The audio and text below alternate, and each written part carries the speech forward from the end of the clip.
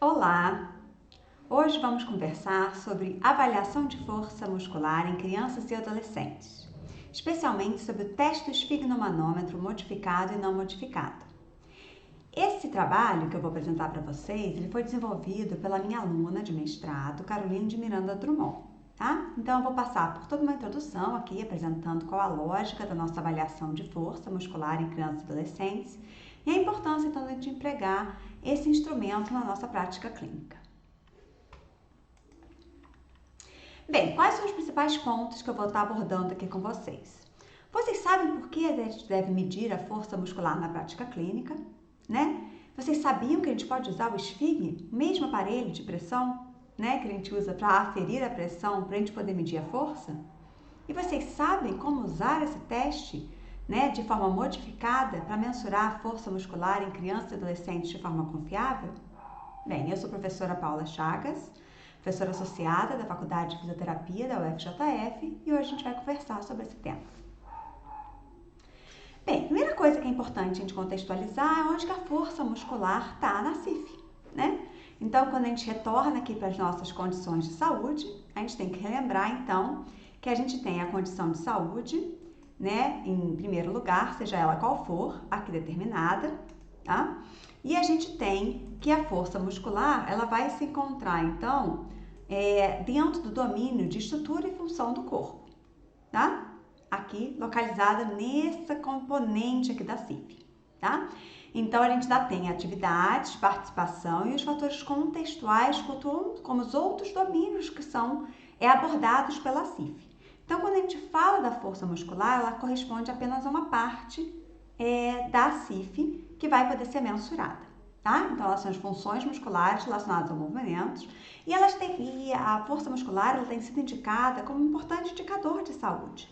E ela pode ser já comprovada em diversos estudos como diversos indicadores prognósticos de algumas condições exacerbadas aí de saúde. A gente tem como mensurar a força muscular com métodos não invasivos e por métodos invasivos, né? Vamos então ver quais os testes que a gente conhece, né, para mensurar a força muscular na nossa prática clínica.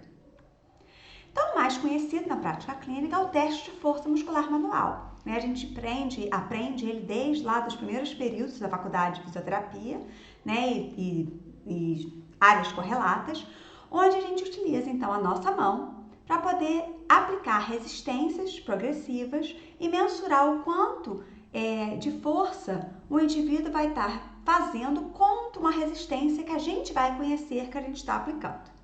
Tá? Então, a gente gradua a força de 0 a 5. Esse teste é conhecido como um teste de baixo custo, não depende de nenhum instrumento e é independente de um extensivo treinamento. Qual é a desvantagem desse teste?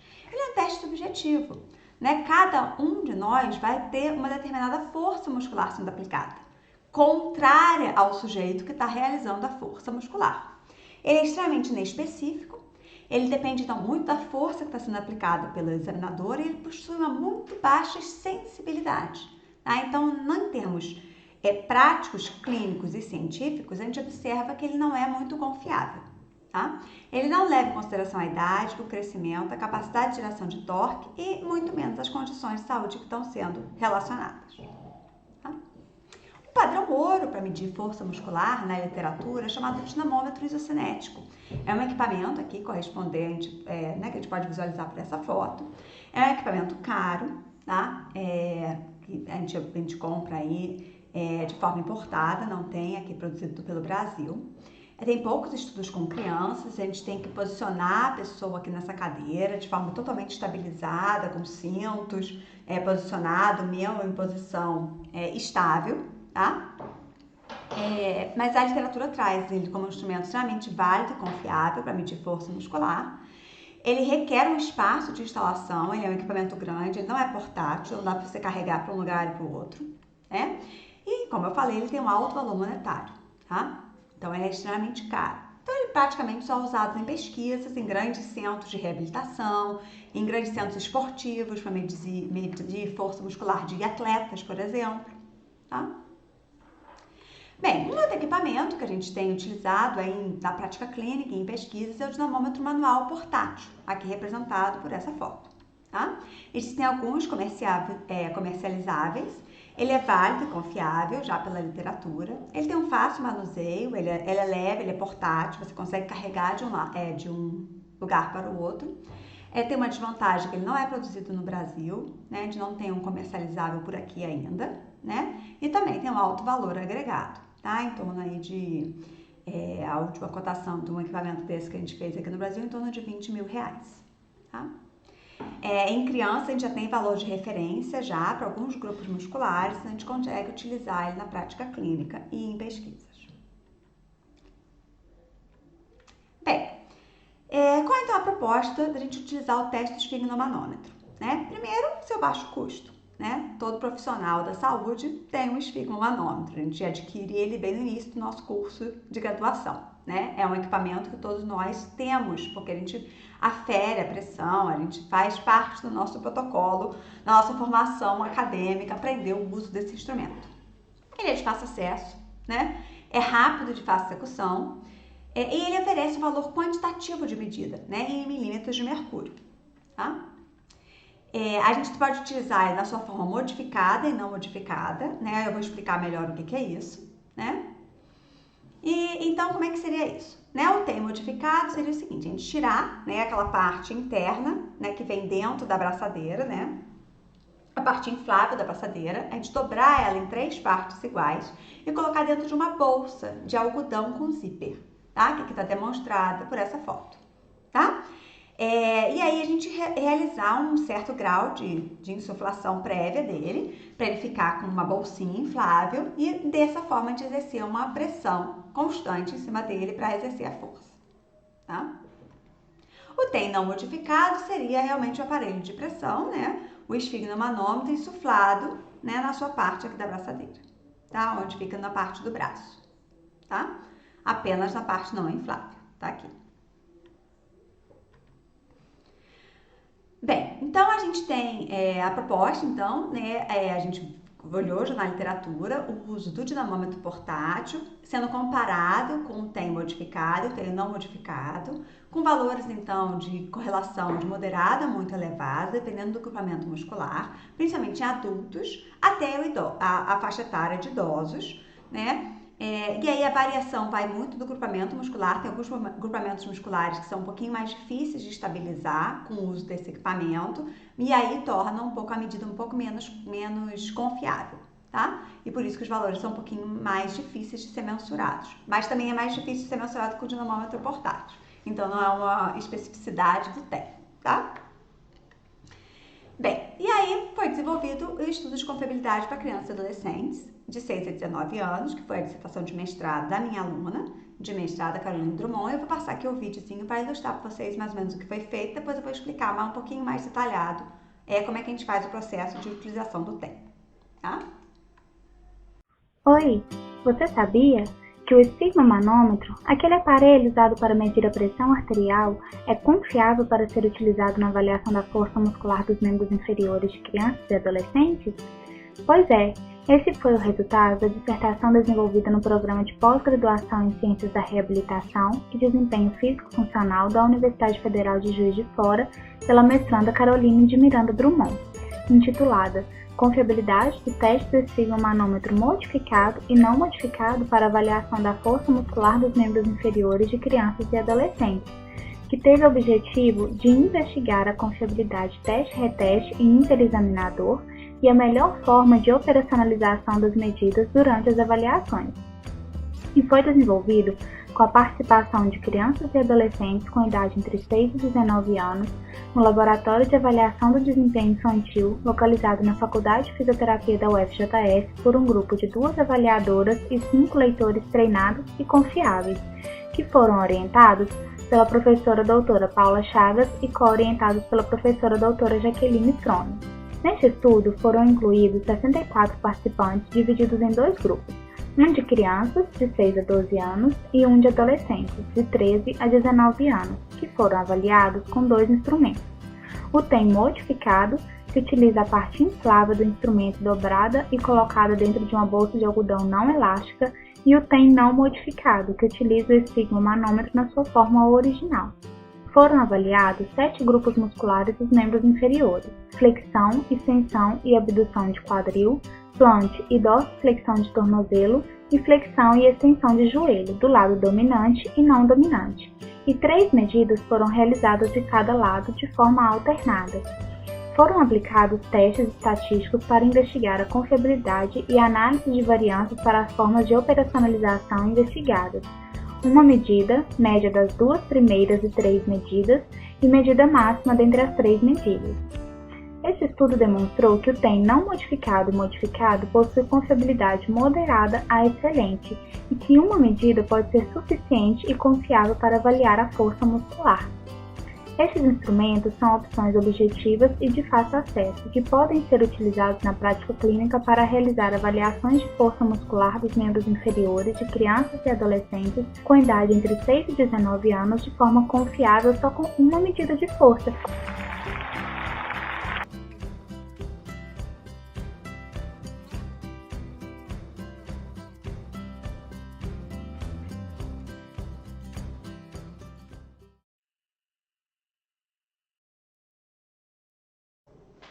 Bem, então, agora traduzindo um pouquinho mais detalhado para vocês o que foi realizado, né? Então, como a Carol explicou aqui no vídeo, né, a gente utilizou o esfigmomanômetro, né, em 2 formas, ele não modificado, tá aqui aberto, e ele modificado, né, inserido aqui dentro dessa bolsa não elástica aqui, confeccionada em algodão, tá? Então, antes de começar as medidas, o esfigmomanômetro é insuflado a 20 milímetros de mercúrio para manter uma pressão, né, mínima para você poder exercer uma força contra uma resistência já padrão mínima, ali que está dentro do esfigmomanômetro, tá bom?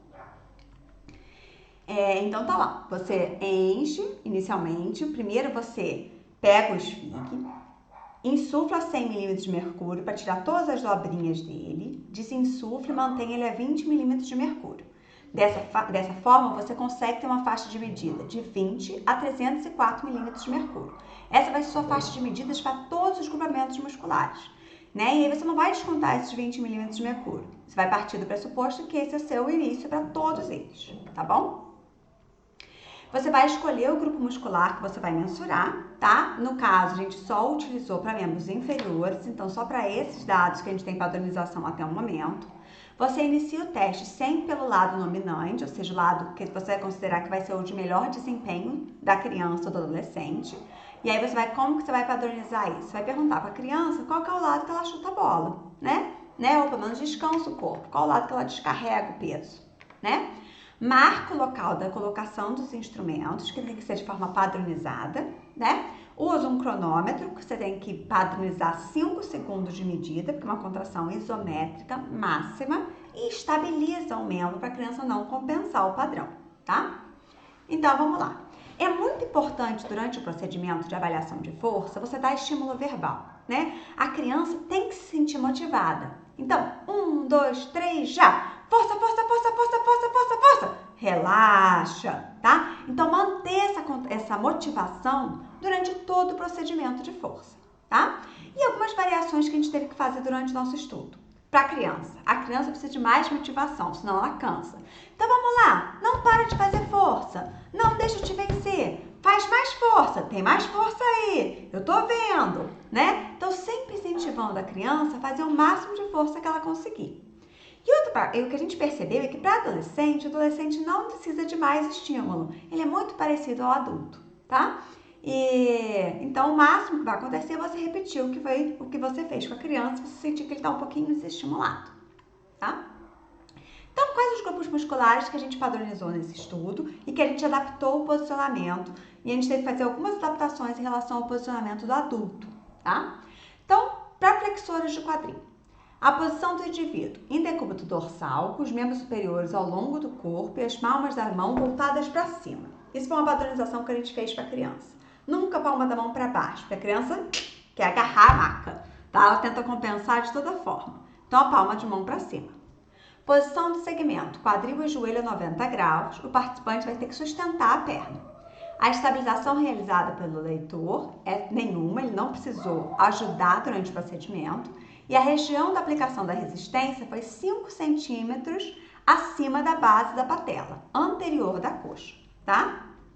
Então, tá aqui o procedimento, o posicionamento do terapeuta durante a realização desse procedimento, tá? Se você não tiver um leitor, né? É que no caso, como era uma pesquisa, a pessoa que estava lendo o esfigmomanômetro não podia ver, a terapeuta que estava aplicando a resistência não podia ver a leitura, porque senão ela era influenciada pela quantidade de força, de resistência que ela estava dando para a criança, né? Por causa da pesquisa. Aqui você pode usar a mãe, o cuidador, quem estiver com você durante a sessão de avaliação, tá bom?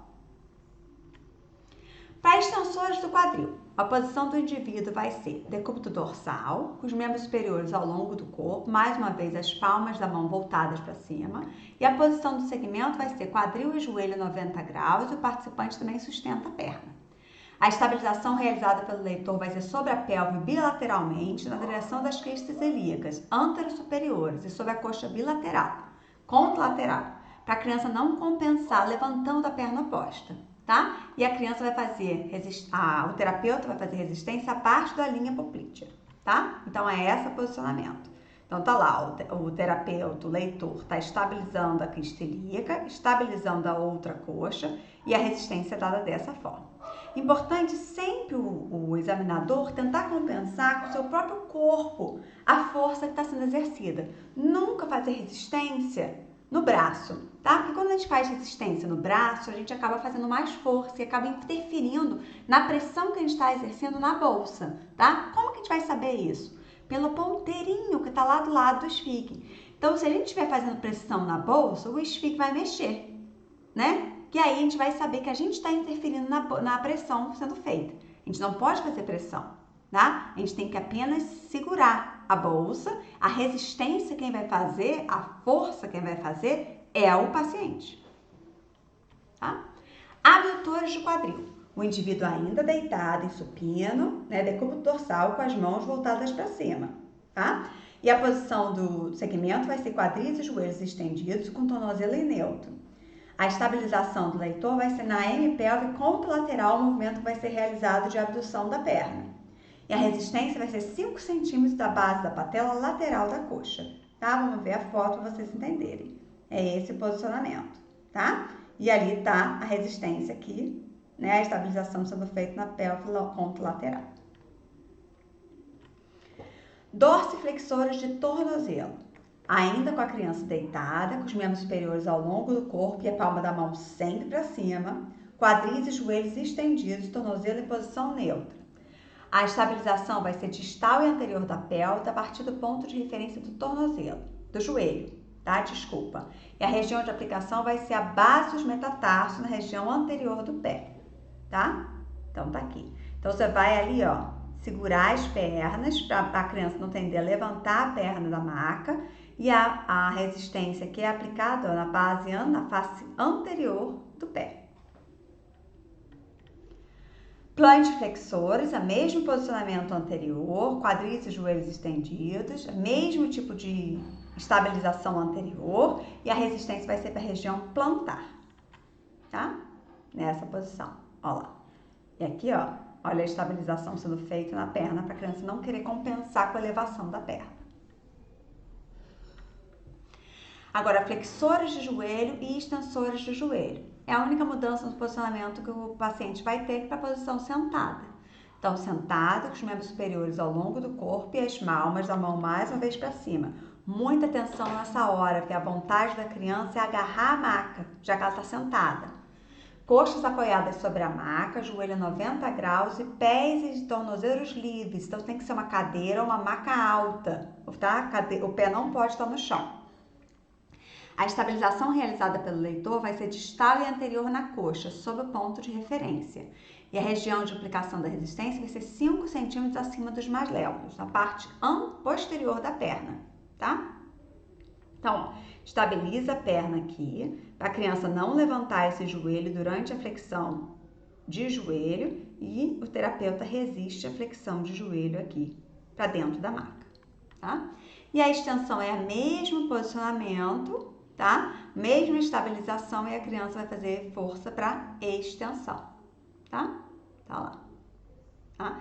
É sempre bom o terapeuta, olha, tá vendo? Buscar um local que ele possa se apoiar. Então, se tiver uma parede próxima, alguma coisa para ele poder se apoiar, ele ganha essa força de resistência contra a parede. Ele faz menos força com o seu corpo, menos força no braço, ele se sobrecarrega menos biomecanicamente, tá? Então, a gente sempre tenta poupar o terapeuta. Porque se alguma coisa sair errada na medida, pode ter certeza que quem errou foi o terapeuta, nunca a criança ou o adolescente sendo testado, tá? Então, antes de iniciar o teste, explicar ao participante como será o teste, faz uma familiarização, ou seja, um procedimento teste antes de cada grupo muscular, treina o teste antes, explica, né? Sempre faz uma força submáxima nessa hora, não precisa fazer a força máxima. Tenha certeza que o participante entendeu, né? Se for necessário, repita a demonstração. Cada procedimento de teste tem que ser executado durante 5 segundos, então é importante que você tenha o cronômetro para saber o quanto que são os 5 segundos, né? Dê o estímulo verbal durante todos esses 5 segundos, então força, força, força, força, força, força, força, força, força, força, força, força, força, força, durante 5 segundos de teste, né? Para você realmente solicitar a contração máxima possível do paciente durante aquela testagem. Ele tem que dar o melhor dele durante as repetições que você fizer, tá? Cuidado com as compensações, né? A criança compensa mais do que adulto, mais do que adolescente, tá? Então, a gente quer tentar evitar ao máximo que a criança compense, né? Então, certifique que ele está realizando a força máxima, sem recrutar outros músculos. Atente-se para o correto posicionamento. Cuidado para não realizar preensão no instrumento. Você não agarrar o instrumento e aí você está interferindo na força, né? Qualquer valor de pressão será alterado. Então, você pode interferir na pressão do equipamento. Por isso que é muito legal, na hora que você estiver treinando, treinar com um colega, porque aquele seu colega vai te dar esse feedback se você está interferindo na pressão do equipamento, porque você está realizando força contra o esfique, tá?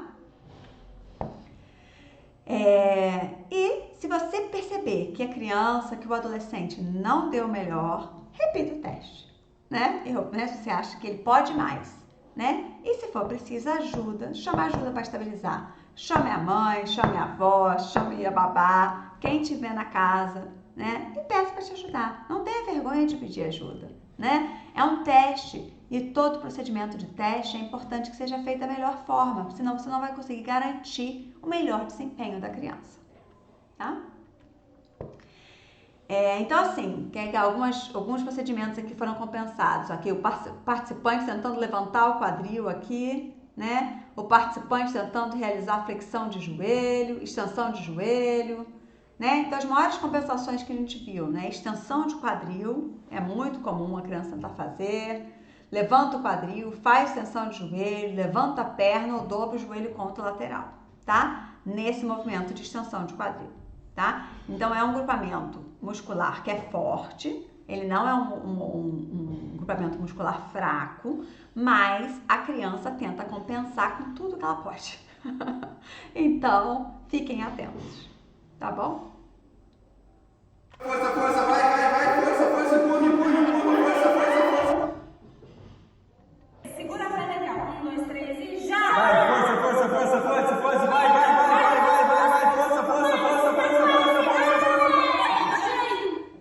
Tá?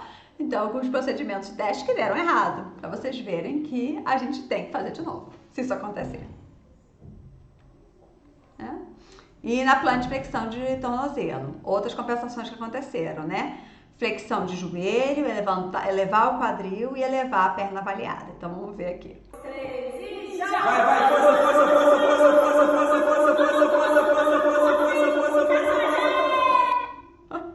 Né? Então, tentando flexionar o joelho. Então, foram procedimentos de teste que a gente viu que deram errado e que depois a gente teve que criar as adaptações e ajustar o protocolo. Bem, então, como conclusão, esse estudo mostrou pra gente que uma medida só é suficiente para ofertar medidas confiáveis, desde que você, terapeuta, seja treinado nesse teste, né? E isso é importante. Não adianta você não saber fazer, né? O nosso procedimento, a nossa equipe foi treinada, eles receberam um treinamento extensivo para a gente realizar nossa coleta de dados. A gente teve duas avaliadoras, na verdade, que realizaram todo o procedimento de coleta de dados durante a avaliação toda do protocolo de dissertação de mestrado, da dissertação de mestrado, e a gente teve 7 leitores que foram treinados, né? E aí a gente conseguiu realmente mostrar que uma medida só, ou seja, um único teste de força, não precisou fazer 3, foi exatamente igual a fazer 3 vezes, né? Mas elas eram treinadas. Então a gente não pode garantir que uma pessoa que não é treinada vai ser capaz de conseguir o mesmo resultado, né? Por isso a importância de nós, terapeutas, garantirmos que nós somos confiáveis na medida antes de executar qualquer procedimento de avaliação, né? Então, antes de iniciar qualquer protocolo de avaliação, nós, terapeutas, temos que nos treinar naquela avaliação, tá? Isso serve para qualquer procedimento de teste que a gente for usar, tá?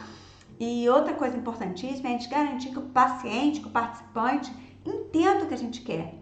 Ele tem que dar o seu melhor. Se a gente perceber que ele não deu o seu melhor, a gente tem que aplicar de novo. A gente sempre quer observar o melhor desempenho do paciente possível, né? Por isso que é importante que a gente repita o teste caso seja necessário, tá? Então, a gente recomenda a utilização do teste fignomanômetro em crianças e adolescentes, assim como já é aplicado em adultos e idosos saudáveis e com condições crônicas de saúde, né? Em breve, a gente espera, né, conseguir aplicar e ver a aplicabilidade do teste fignomanômetro em crianças com condições crônicas de saúde. A gente não começou ainda o uso desse instrumento com crianças com paralisia cerebral e síndrome de Down. São estudos a seguir nossos. Mas a gente já está aplicando o teste fignomanômetro modificado em crianças com câncer infanto-juvenil e a gente tem conseguido medidas confiáveis, ok? Então, em breve, aguardem que eu vou trazer esses resultados para vocês.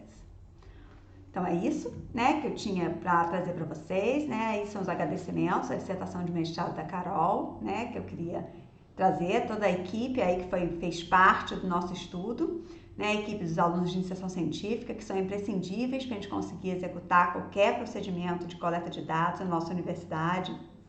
A Larissa Guiar, que foi quem treinou a Carol em todo o procedimento de coleta lá da UFMG, a doutora Cristina Dutra Faria, que nos também treinou, emprestou esse fignomanômetro para a gente poder realizar a coleta de dados, né, de forma padronizada para a gente começar, né, ao apoio, né, da Pró-Reitoria de Pesquisa, da UFJF, que garantiu as bolsas de iniciação científica, a bolsa de mestrado, a CAPES e a todas as crianças e adolescentes que participaram do estudo.